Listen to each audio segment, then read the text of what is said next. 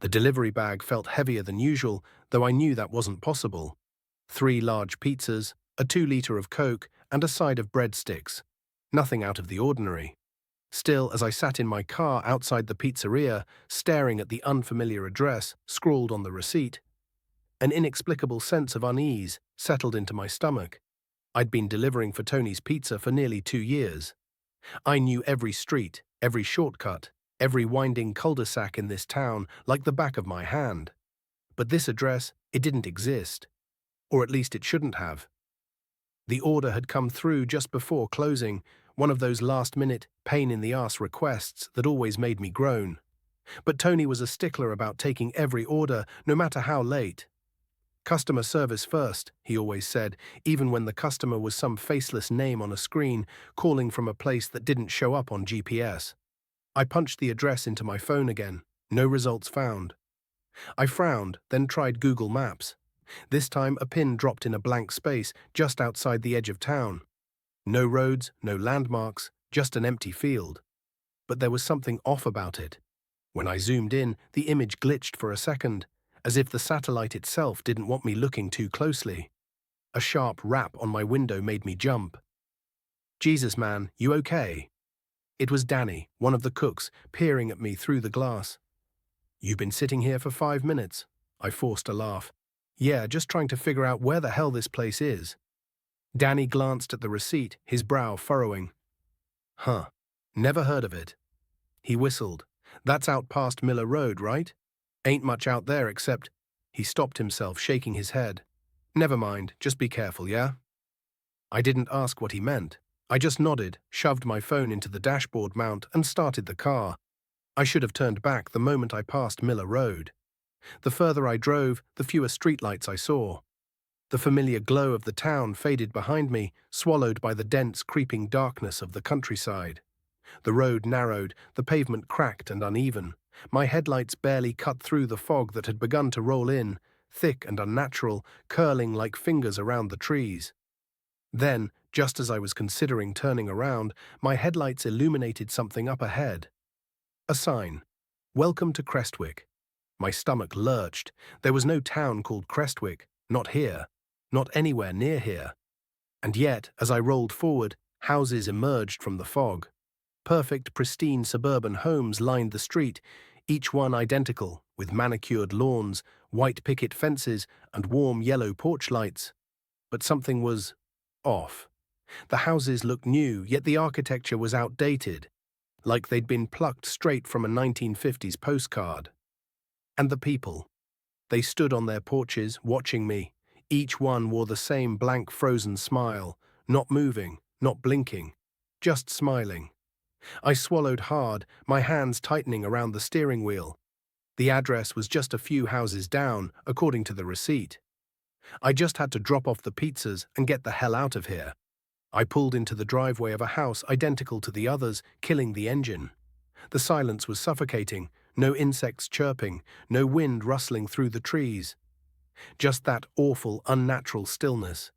With a deep breath, I grabbed the pizzas and stepped out of the car. As I approached the door, I could feel the weight of dozens of unseen eyes on me. Then the door creaked open before I even knocked. A man stood in the doorway, grinning ear to ear. His suit was perfectly pressed, his hair slicked back. Behind him, a woman in a floral dress and 2 children stood perfectly still, their faces frozen in the same unsettling smile. "Right on time," the man said, his voice smooth as glass. "We've been expecting you." And then, all at once, every porch light on the street flickered out. For a second I stood frozen in the dim glow of my headlights, the warmth of the pizza boxes pressing against my chest. The darkness that swallowed the street sent a primal fear crawling up my spine. It was as if the entire world had blinked, and I had been left stranded in some forgotten pocket of reality. The man in the doorway hadn't moved, neither had his wife, or their children. They just stood there, beaming at me. Your order," I stammered, extending the pizzas like some kind of peace offering. The man chuckled, a deep, unsettling sound that vibrated through my bones. "Of course," he said, his voice unnervingly calm. "Why don't you come inside? It's impolite to make guests stand at the door." Every instinct I had screamed at me to run. I forced a tight smile. Sorry, I can't. Company policy says we can't enter a customer's home. That was a lie, but I didn't care. I just needed an excuse to get out of here. For a moment, the man simply stared at me. Then, without looking away, he reached into his pocket and pulled out a crisp, folded bill. The motion was smooth, unnatural even, like a machine imitating human movement. He held the money out, but something about it made my skin crawl. "Take it," he said. I hesitated, glancing at the bill. It looked old, too old. The ink was slightly faded, the edges worn in a way that modern money wasn't. Then I saw the date, Series 1984. I swallowed hard. That wasn't exactly rare, but it was off, just like everything else in this neighborhood. Still, I needed to leave. So with a forced nod, I took the bill and shoved it into my pocket. "Thanks, have a good night." I turned on my heel, eager to get back to my car, but I barely made it 2 steps before the man spoke again. "You should stay a while." His voice was polite, but there was something behind it. Something heavy, expectant. Like a cat playing with a mouse just before the killing blow. I didn't turn around. I just kept walking, forcing my legs to move faster. Then I heard the creak. I glanced over my shoulder. The man and his family had stepped onto the porch. All of them, the wife, the children. Their smiles hadn't changed, hadn't moved, frozen in place like masks. My pulse slammed against my ribs. I fumbled with my keys, nearly dropping them as I reached my car. A low hum filled the air. Not a voice, not a machine. Something deep, vibrating beneath my feet, like a sound too large for human ears to fully comprehend. I yanked the door open, threw myself inside, and slammed it shut. The second the lock clicked, every porch light in the neighborhood flickered back on at once.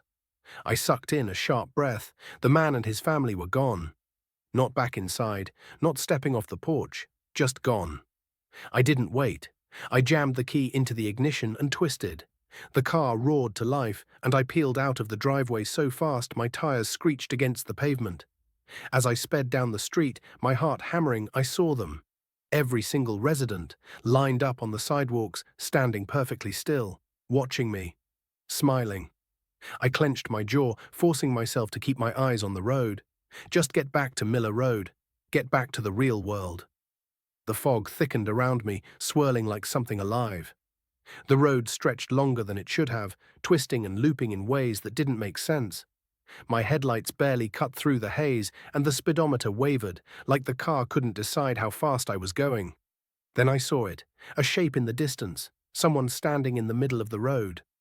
My stomach lurched. I slammed my foot on the brake, tires skidding as the car jerked to a stop. The figure didn't move. At first I thought it was the man from the house. Same suit, same slicked back hair. But then I realized it was Danny, my co-worker. The guy who had warned me before I left. Danny. My voice was barely a whisper. He didn't respond, just stood there, arms at his sides. Then, in the harsh glow of my headlights, his mouth stretched into a grin, too wide, too sharp. I slammed the car into reverse. Danny took a step forward. I stomped on the gas. The car lurched backward, the speedometer ticking up. 10, 20, 30. Danny broke into a sprint. His arms didn't move. His legs pumped mechanically, like a marionette controlled by invisible strings. I couldn't breathe. I twisted the wheel, my tires screeching as I spun the car around. I floored it, speeding blindly into the fog, praying the road would lead me out. The humming grew louder, vibrating through my skull. Then, without warning, the fog vanished. I shot onto Miller Road, the familiar glow of a distant gas station flickering ahead. I didn't stop until I reached it, skidding into the parking lot, chest heaving. My hands were shaking so badly I could barely yank the keys from the ignition. I turned, my eyes darting to the road behind me. No sign of Danny, no sign of the town, just an empty stretch of asphalt leading into the dark. I let out a shuddering breath. Then I reached into my pocket. The money the man had given me was still there. I unfolded the bill with trembling fingers, my stomach knotting as I stared at it. It wasn't just old, it was wrong. The paper was too thick, the ink was smudged, the design just slightly off. And the date? Series 1955. I sat in my car outside the gas station, the bill still pinched between my fingers.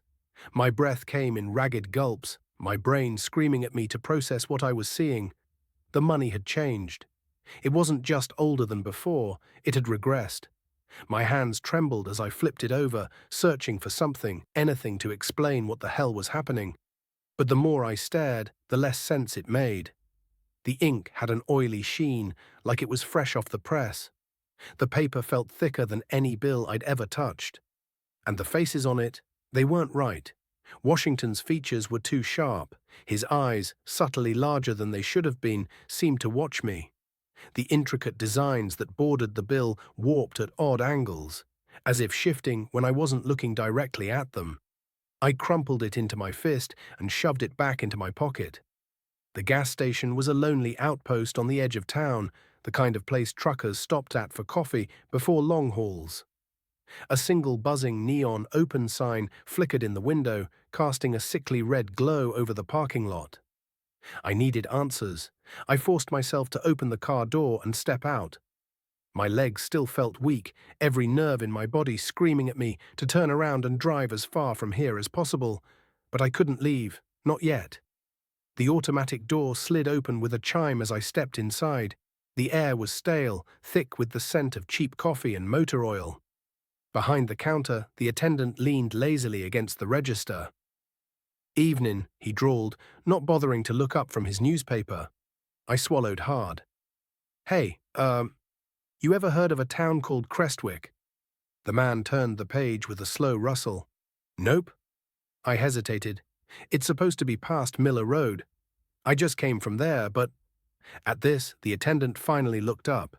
His face was lean, weathered, his skin stretched too tight over sharp cheekbones.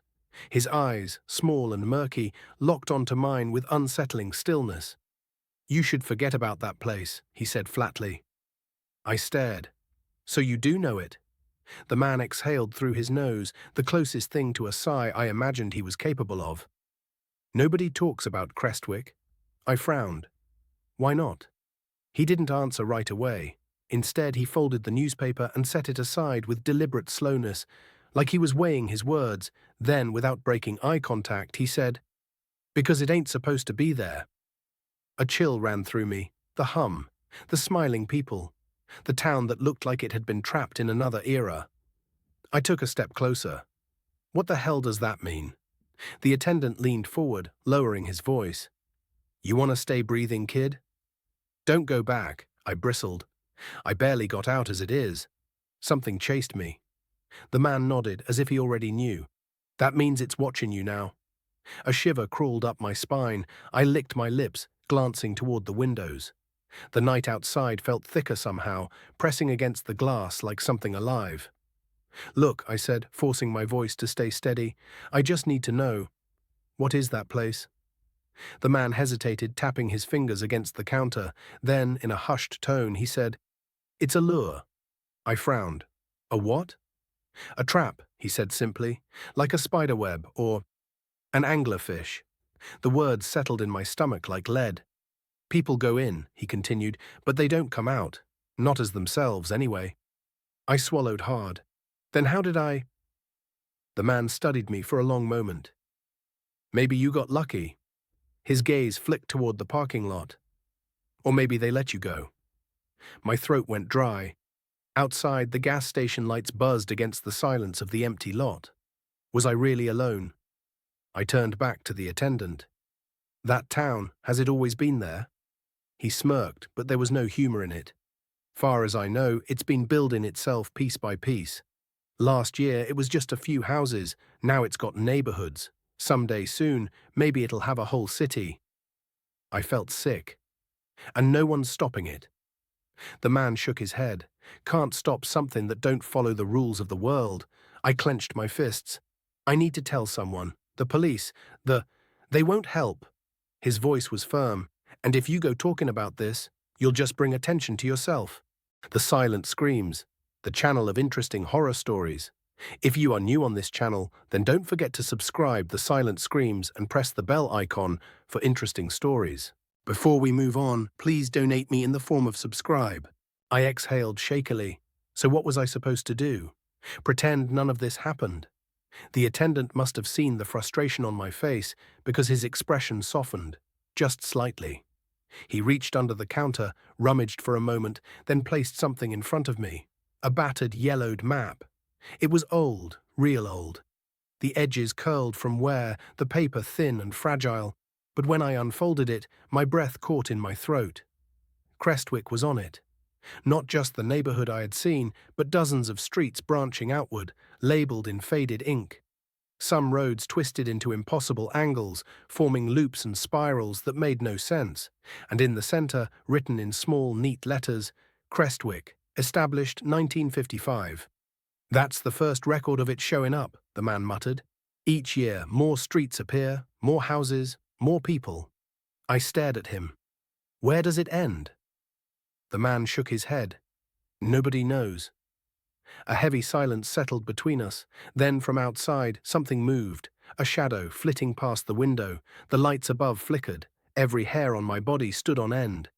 The attendant's face darkened. You need to leave. Now. I turned to the door, my pulse hammering. Through the glass, the parking lot was empty. But I felt it. Something was waiting. Watching.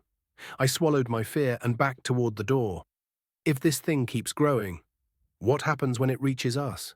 The man's jaw tensed. Then we'll all be smiling. I didn't wait to hear more.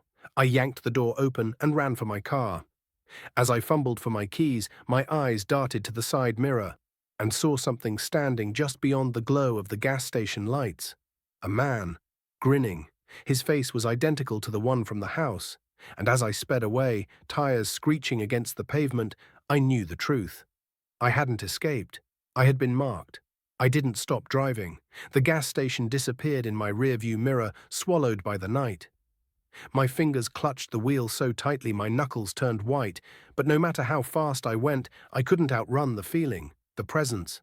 I was being followed.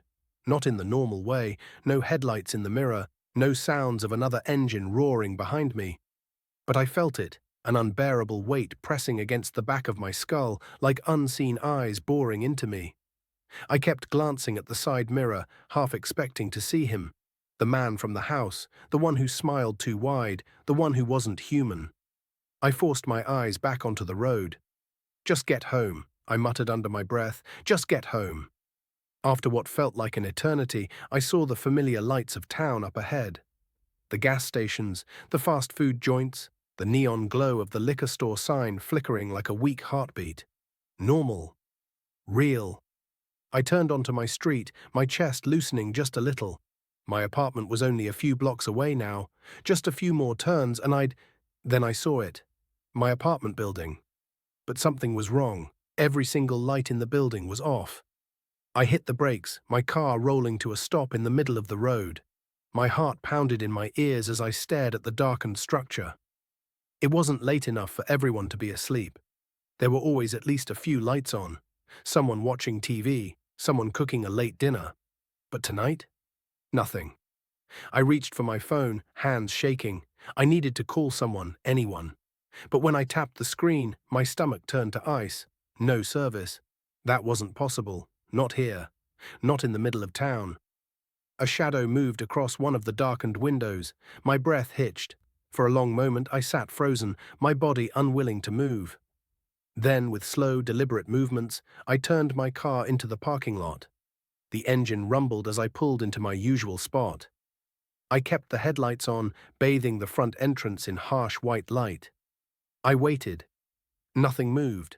Nothing made a sound. With a deep breath, I grabbed the old map from the passenger seat and stuffed it into my jacket pocket. My fingers brushed against the bill from the man in the house, the one that had changed. I swallowed hard. Then I stepped out. The air was wrong. It wasn't silent. There was still the distant hum of the highway, the occasional rustle of wind through the trees, but it all felt muffled, muted. Like I had stepped into a place that looked like my world, but wasn't. I made my way to the front door, my shoes echoing against the pavement. Every instinct I had screamed at me to turn around, to run, but I had nowhere else to go. I reached for the doorknob, and the door swung open before I touched it. A breath caught in my throat. I took a step back, every muscle in my body locking up. The hallway beyond was pitch black, stretching into the building like an open maw. I clenched my jaw and forced myself inside. The second I crossed the threshold, the door slammed shut behind me. I spun around, heart hammering. My fingers fumbled for the light switch on the wall, but when I flipped it, nothing happened. I cursed under my breath and pulled out my phone, using the screen's glow to cut through the darkness. The hallway was empty. I forced myself to move, each step slow and deliberate. The air was thick, heavy, pressing against my skin like invisible hands. Then, a whisper, software, too faint to understand. I froze, my pulse thudded against my ribs as I strained to listen. The whispering grew louder, and it was coming from inside my apartment. I turned toward my door, 3B. Something moved behind it. I could hear the floorboards creaking, the rustle of fabric, the sound of breathing. Someone was in there.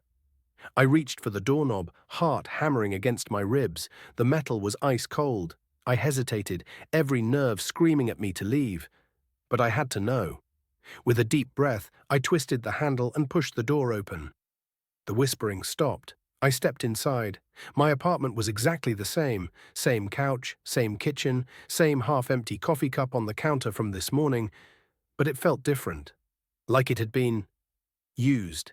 Lived in by something else. Then I saw them. The photographs. I stopped cold. They were lined up on the wall. Photos of me. Dozens of them. Some from weeks ago. Some from tonight. My hands started shaking as I stepped closer. The most recent photo. It was of me standing in the hallway. I had just taken that step a few seconds ago. I spun around and saw movement in the corner of the room. A shadow. Too tall. Too thin. Its head tilted at an unnatural angle, lips curled into an all-too-familiar grin. The man from Crestwick. Standing inside my home, I stumbled backward, my breath hitching in my throat. My mind screamed at me to run, but my legs wouldn't move. Then he spoke. But it wasn't just his voice, it was a chorus, layered. Dozens of voices speaking in unison, pouring from his grinning mouth like a broken radio signal. "You shouldn't have left," they said. Then the lights flickered, and he lunged. I didn't think. I ran. My body moved before my brain could catch up, instincts kicking in where logic failed. I bolted for the door, but the second I reached for the handle, it twisted on its own. The door swung open, revealing the dark hallway beyond. And standing there, blocking the exit, was me. I froze, my breath turning to ice in my lungs. The figure in the doorway was identical to me in every way. Same clothes, same messy hair, same terrified expression. But there was something off. His posture was wrong, stiff, unnatural. Like a marionette held up by invisible strings. And his eyes, they weren't mine, too wide, too bright. The whites of them too stark against the dim light. The thing wearing my face smiled, a slow creeping grin that spread too far, stretching his lips unnaturally wide. And then in my own voice it whispered, "You left the door open." A breath caught in my throat. I took a shaky step back, and the other me took a step forward. My pulse pounded in my ears as I turned my head, searching for another way out. The window, too high. The kitchen, nowhere to hide. My bedroom, I had seconds before it reached me. With a surge of desperate energy, I lunged for the closet. I threw myself inside, slamming the door shut just as something hit it from the other side. Bang! The whole door shuddered. I scrambled back, pressing myself against the farthest corner of the cramped space. My breath came in sharp, ragged gasps as I fumbled for my phone. The screen flickered. For a split second, it wasn't my reflection staring back at me. I nearly dropped it. I squeezed my eyes shut, gripping the device so tightly my fingers ached. No signal, no Wi-Fi. I was completely cut off. Outside, the whispers started again. A low, murmuring chorus. Not just one voice, many. Too many. The voices bled through the cracks in the door, overlapping, distorting.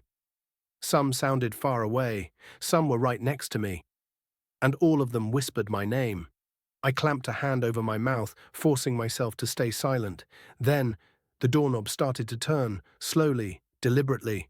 I braced myself, every muscle tensed to run, fight, do anything, but then the whispers stopped.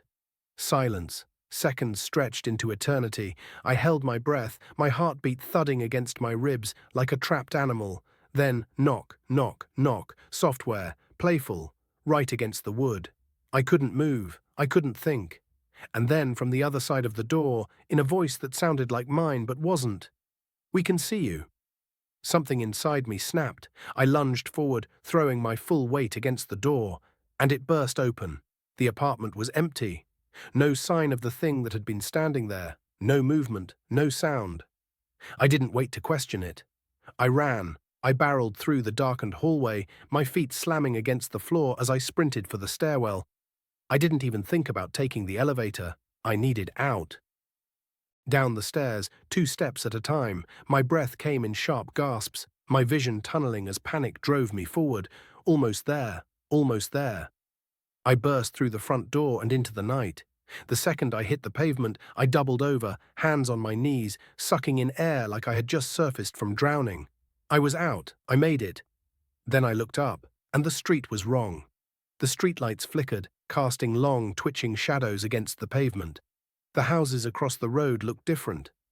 Not just dark, but off, like their angles were sharper, their windows slightly too tall, too narrow. And then I saw them. Lined up on the sidewalk, the smiling people. Their faces were blank masks of joy, their 2 wide grins reflecting the sickly yellow glow of the flickering streetlights. Men, women, children, all standing still, all watching me, and at the very front of the crowd was me. The copy of me tilted its head. The grin widened, it raised a hand and waved. That was when I realized the buildings behind them weren't my neighborhood anymore. They were Crestwick. I never left. A choked sound rose in my throat. I stumbled backward, my brain screaming at me to move, to run. And then, all at once, the smiling people started walking toward me. Not running, not lunging, just walking, slow, steady, their grins never changing. I turned and bolted. I didn't know where I was going. I didn't care. I just ran. Behind me, footsteps multiplied, hundreds of them. I didn't look back. I couldn't. The roads blurred past me, my lungs burning, my vision swimming. I could hear them getting closer, the whispering starting again, crawling under my skin like static. And then, headlights, a car, barreling down the road. I didn't think. I just ran straight into its path, waving my arms like a madman. The tires screeched. The car swerved, just barely missing me. I collapsed onto my knees as the driver's door flew open. A voice, sharp, alarmed. "What the hell are you doing?" I looked up. The man staring down at me was real. Wrinkles, stubble, human. I opened my mouth to speak, to explain. But when I turned back toward the road, toward Crestwick, it was gone. Nothing but empty streets stretching behind me. No smiling people, no wrong houses, no flickering lights. Just the quiet hum of the real world, as if nothing had ever been there at all. I let out a shaking breath, but deep in my chest, I knew it wasn't over. They let me go. This time, the man who almost ran me over was still staring, waiting for an explanation. I opened my mouth, but no words came. What could I even say? I was being chased by a copy of myself and a mob of smiling monsters that disappeared the moment you showed up. Instead, I just shook my head, forcing my breathing to slow. "You need a ride?" the man asked, squinting at me. "You look like hell." I hesitated. A few minutes ago, I would have given anything to see another human being. But now, something inside me, some lingering primal instinct, didn't trust him. Not after Crestwick, not after everything I'd seen. "I'm fine," I rasped. My throat was raw, my voice barely my own. "Just needed some air." The guy gave me a skeptical look but didn't push. "All right, just be careful out here." I nodded, stepping back as he got into his car and drove off. The red taillights faded into the distance, leaving me alone on the side of the road. My apartment complex stood ahead, its lights now back on. It looked normal, but I knew better. My body was still trembling as I forced myself forward, my steps unsteady. When I reached the front entrance, I hesitated, half expecting the door to swing open on its own again. It didn't. I let out a shaky breath and pushed it open. The lobby was empty. The air smelled the same as it always had, a mix of stale carpet and faint cigarette smoke from the guy on the first floor. The faint hum of a TV echoed from one of the apartments. Normal, real. But I still felt it, that weight pressing down on me. I stepped into the elevator and pressed the button for the third floor. The doors slid shut. The ride up felt too long. The elevator wasn't broken, it had never been slow before. But now, it felt like it was dragging, like something unseen was weighing it down. I stared at the floor counter, watching the numbers creep upward. 1 ... 2 dots. The doors slid open. I stepped out, glancing both ways down the hallway. Empty. I forced myself toward my apartment, 3B, each step heavier than the last. I just needed to get inside, lock the door, sleep. Maybe when I woke up, this would all be some horrible dream. I reached my door and pulled out my keys. My fingers were shaking too hard to fit them in the lock. I swallowed, forcing myself to steady my hands. I tried again. And then I heard it. A whisper. Not from inside, from behind me. I didn't turn around. I couldn't. My instinct screamed at me to ignore it, to get inside. I jammed the key into the lock, turned it, shoved the door open, and something moved in my peripheral vision. I caught just a glimpse, a shape standing in the dim hallway light. Not close, but watching. I slammed the door shut behind me, my pulse hammering against my ribs. My hands fumbled to lock the deadbolt, then the chain. Click, click. Only when it was secure did I let myself breathe. I leaned my forehead against the door, squeezing my eyes shut. I was safe. A soft knock came from the other side of the door. I stopped breathing. Number no. I stood there, frozen, my body refusing to move. Another knock, and then, you left the door open again. My stomach turned to ice. The voice was mine. A perfect, chilling copy of my own voice. I backed away from the door, my entire body trembling. I couldn't speak. I couldn't breathe. Silence. Then, scraping, the sound of nails dragging down the wood. Long, slow. The whispering started again. A dozen voices layered on top of each other, growing louder, inside my apartment. I spun around, my chest tightening. I wasn't alone. The living room was dark, but I saw movement, a shadow shifting. I lunged for the light switch, my fingers slamming against it. Click. Light flooded the room, and the shadow was gone. Nothing there.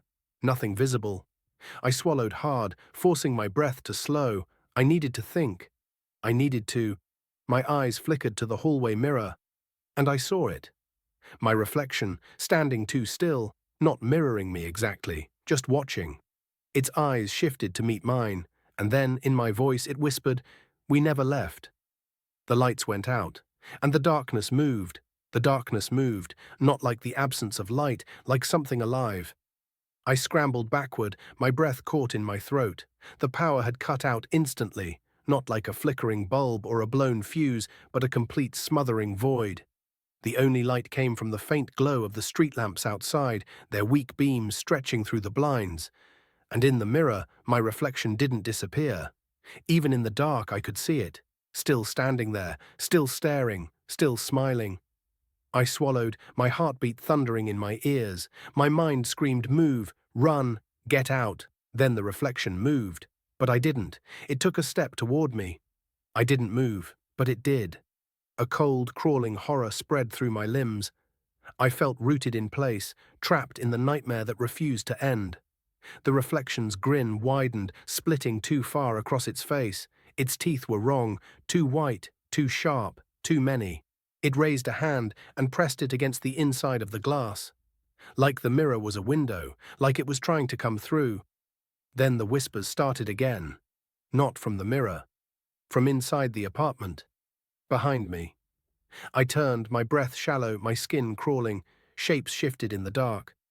Tall, unmoving, watching.